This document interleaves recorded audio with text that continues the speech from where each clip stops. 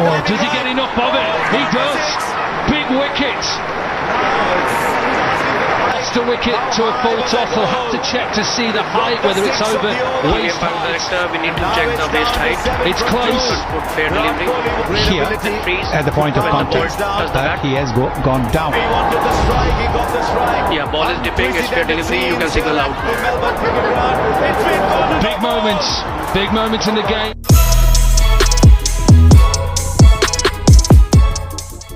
Hello, this is Osama Iqbal and you're watching another brand new episode of The Other Perspective with Osama Iqbal.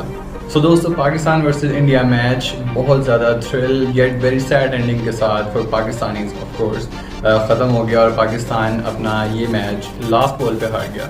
And finally Arshdeep Singh ने अपने इस match की performance की वजह से अपनी इंडियन सिटीजनशिप को भी रिस्टोर कर लिया, क्योंकि मैच स्टार्ट होने के बाद दूसरे ओवर में अर्शदीप ने अपने पहले ओवर की पहली बॉल पे बाबर आजम को LBW आउट कर दिया। उसके बाद रिजवान के विकेट गिरने के बाद बहुत हद तक मैच इंडिया की साइड पे जा चुका था, क्योंकि इस टाइम पे सबसे ज़्यादा डेंजरस जो ओपनिंग पेयर कहा जा रहा है वो बाबर आजम और मोहम्मद रिजवान का था और ये दोनों आउट हो चुके थे।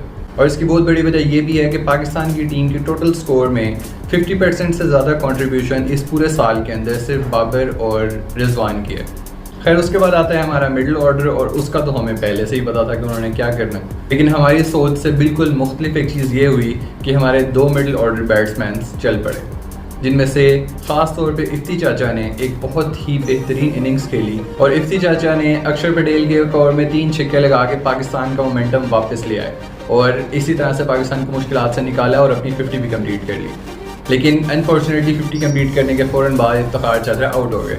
लेकिन दूसरी साइड पे खड़े शान मसूद ने बहुत ज़िम्मेदाराना बैटिंग की और उन्होंने एक एंड से विकेट्स गिरने के बावजूद अपने एंड को संभाल के रखा और उसके साथ साथ उन्होंने अपनी भी 50 कंप्लीट कर ली।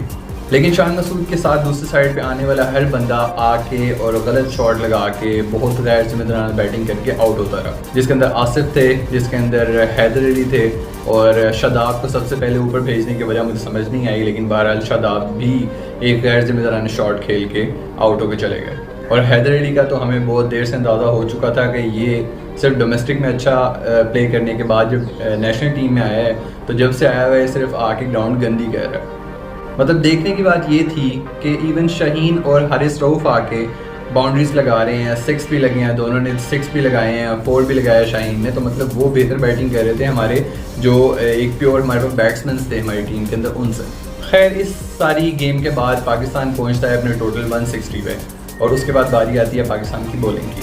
और पाकिस्तान की बॉलिंग को बहुत अरसे से ही बहुत लीथल बॉलिंग माना जाता है और ख़ास तौर पे इस वर्ल्ड कप के अंदर ही पाकिस्तान के पास 3 से 4 ऐसे बॉलर्स हैं जो 140 प्लस की स्पीड से बॉल करते हैं। तो इस बार वर्ल्ड कप के अंदर तमाम टीम्स के अंदर सबसे लीथल बॉलिंग पाकिस्तान की मानी जा रही थी और उस चीज़ को हमने पाकिस्तान इंडिया के मैच में देखा, जब दूसरे ही ओवर में नसीम शाह ने बिल्कुल एशिया कप की तरह ही KL राहुल को आउट कर दिया।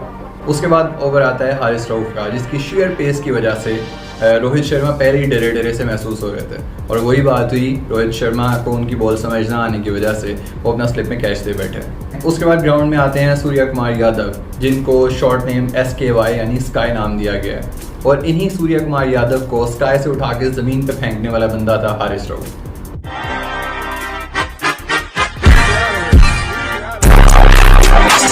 सब अच्छा चल रहा था, इंडिया के 31 पे 4 विकेट्स गिर चुकी थी और उसके बाद आता है एक पेयर जिसके अंदर एक शरीयत के खिलाफ मुंह वाला बंदा जिसका नाम हार्दिक पांड्या है वो था और उसके साथ विराट कोहली थे, जिनके दरमियान मोर देन 100 रन की पार्टनरशिप होती है। नवाज को अपने 3rd ओवर में 3 सिक्सेस पड़ने के बाद बाबर ने उनका एक ओवर रोक लिया, जिसकी कसर उन्हें लास्ट ओवर देने के बाद निकली। उसे एक नो बॉल को लेके बहुत कंट्रोवर्शियल एक सीन क्रिएट हो गया। वो हाइट की नो बॉल थी या नहीं थी, वो वेस्ट के बिल्कुल ऊपर आती थी या वेस्ट से नीचे आ रही थी, उस चीज़ को लेके बहुत ज़्यादा बात हुई और बहुत सारे लोग अभी ये कहते हैं कि वो नो बॉल थी, कुछ लोग कहते हैं नहीं थी। ऑब्वियसली इस चीज़ के अंदर जो पाकिस्तानी हैं वो ज़्यादा ये कह रहे हैं कि ये चीज़ नो बॉल थी और जो इंडियंस हैं वो ज़्यादातर कह रहे हैं कि नो बॉल नहीं थी, लेकिन बात सिर्फ यहाँ तक नहीं रुकती। इस चीज़ को इंटरनेशनल प्लेयर्स ने भी बहुत अच्छे तरीके से एड्रेस किया, जिस पे ब्रेट हॉग ने एक ट्वीट की जिस पे वो कह रहे थे कि इस नो बॉल को रिव्यू क्यों नहीं किया गया, इसको डेफिनेटली रिव्यू किया जाना चाहिए था। उसके बाद एक ट्वीट जो बहुत ज़्यादा वायरल हो रही थी जो कि नासिर हुसैन की थी, जिसमें वो कह रहे हैं कि अंपायर का ये एक वियर्ड डिसीजन इंडिया की फेवर में जा रहा है। खैर इस चीज़ को बाद में नासिर हुसैन ने आके बता दिया कि भाई ये मेरी ट्वीट नहीं है, इसको बना के अपनी तरफ से जो है वो लगाया गया है और लोगों में वायरल इतनी ज़्यादा हो रही है, तो मैं इस चीज़ से अपने आप को जो है वो साइड पे कह रहा हूँ, मेरा इसके साथ कोई ताल्लुक नहीं है। बट रिजल्ट मैच का जो भी आया हो, hands down to Kohli, because this was probably one of the best innings in his life. In the end ऐसा था कि अब बाबर को जो है वो अपनी थोड़ी सी कैप्टनसी को इम्प्रूव करना पड़ेगा, क्योंकि नवाज़ मैच का लास्ट ओवर डिज़र्व नहीं करता था, क्योंकि उस टाइम पे प्रेशर बहुत ज़्यादा होता है, और अगर उस टाइम पे कोई डिज़र्व करता था ओवर करना तो वो या हारिस था या शाहीन था।